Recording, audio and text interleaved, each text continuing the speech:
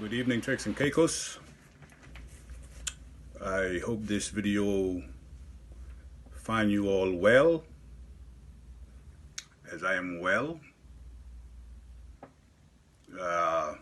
Wasn't doing too hot yesterday evening, but you'd be pleased to know that this evening I am back to my normal controversial self. Now, you all will indulge me while I belabor a point that I raised in my last video with regards to a story that has not been confirmed by local media. You'll recall that I talked about a shady South African character with a boat business linked to Mr. John Phillips and a certain Andrew Mitchell from the SIP trial. So I'm happy that local media have finally gotten that story out.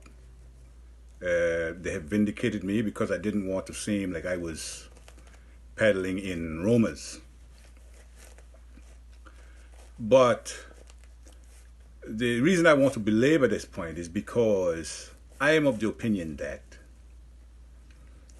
just like I said, that more than likely nothing would come of it. It is the media has confirmed that the gentleman hasn't been charged.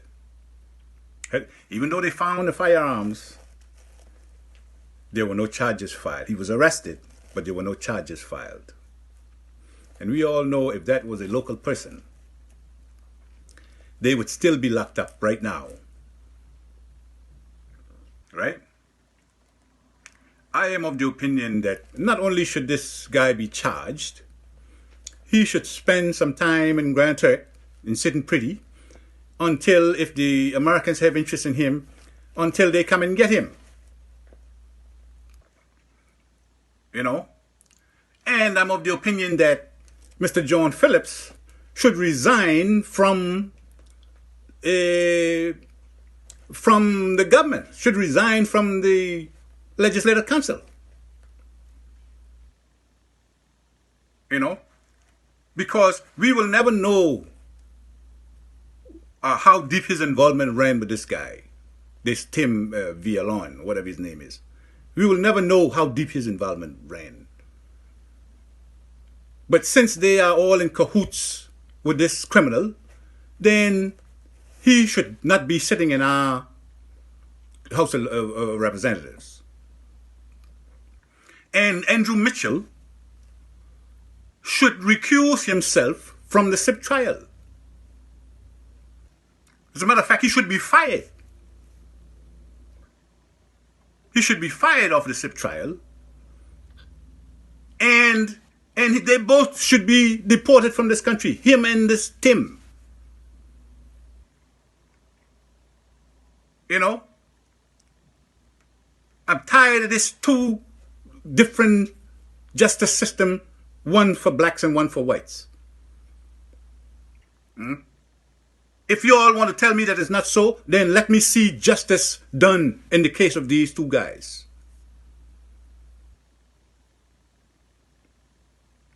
Right? Enough said on that. I got a couple of things I want to touch on this evening. Because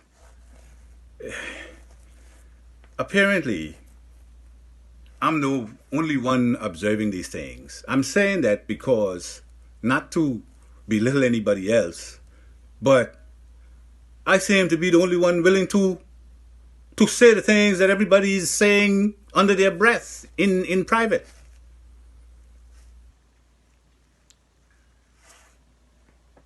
Just the other day, I think it was yesterday, a big gray Hercules aircraft on the tarmac at Providence, Elise. I'm curious as to how come these guys only touch down here at night. And I am very curious to know what they bring, who they bring, and why. Well, I almost know the why, but I don't know the what and the who. Now, everybody seems to think that, this governor, he's a nice guy and blah, blah, blah. I don't know the guy. Never met him. But I know there have been 17 like him in the last 44 years. And ain't none of them had no good intention towards us. I don't know how come all of a sudden he's the one in 17 with good intentions. But anyway, I'm suspicious. Call me a conspiracy theorist, but I am suspicious of what this military aircraft is always doing here. We don't know what the military border control, yet the illegal sloops are still coming to our shores. So obviously that ain't working. So what are they doing here? somebody made me laugh, say, man, only thing them guys doing is buying up all the vodka and cheese doodle and IGA and hanging out on our beach. Right? And I don't even say that to be funny. I'm repeating what somebody else said. It was funny to me when they said it, but I don't know if y'all find it funny. But it's not a laughing matter. I mean, who invites military? You ain't got no military, but you inviting somebody else military onto your shores. What kind of nonsense is that?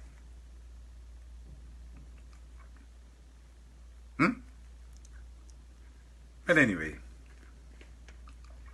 so in that same strain, I saw a promotion for now the same. It brings me to, I said I almost know why they're here, because they're creating a regiment now. That's the military, but on the ground military, full time, and they're recruiting for the leader of this military to have 5 years experience in a military regiment.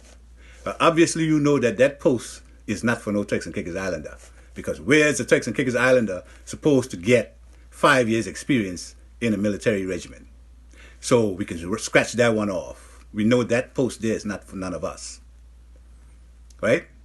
So then they will have a few symbolic locals, I imagine, or token black faces in this regiment.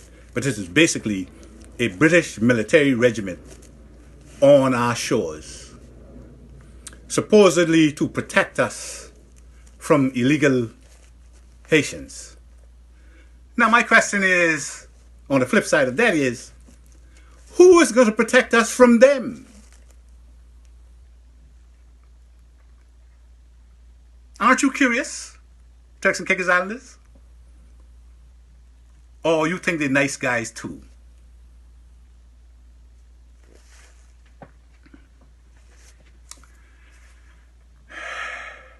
The time has long come, fellow citizens, for us to part company with the British, for us to chart our own course. Check your history. The British used to dominate 3/4 of the world. Now they are relegated to owning 16 little territories, most of them rocks in the ocean just like us. And they're holding on for dear life. They're like a drowning man grasping after straws, grasping after a straw. Now you know what happens to a drowning man that grasps after a straw. But I put this question to you. What happens to the straw? You're taking too long to answer. The drowning man drowns because a straw can't hold him up, and the straw goes down along with him. Y'all could put two and two together from there. The British have no solutions for us. Their solution, every time you call them in, their solution to your problem is more Englishmen on your ground. Okay? Their modus operandi is divide and conquer. They're so divisive. That's why they got out of the European Union, because they can't be a part of anything where they are not in charge.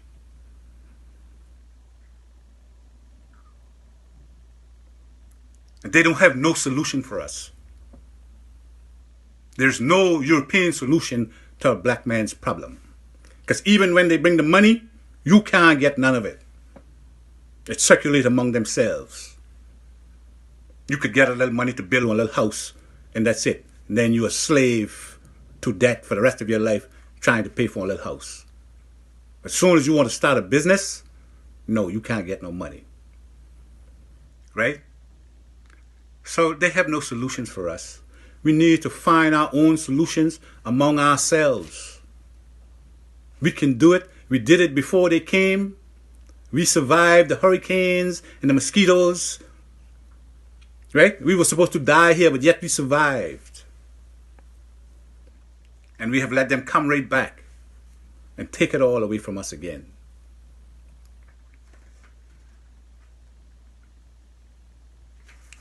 So, you know, as usual, I always got lots on my mind, but I'm going to make this a short video today. I would just like to say to you, the Turks and Caicos Islander, yes, independence is hard work. And all the things you all say that we don't have and we need and all that sort of stuff, I agree. But I say, let's do this and work the bugs out of the system as we go along.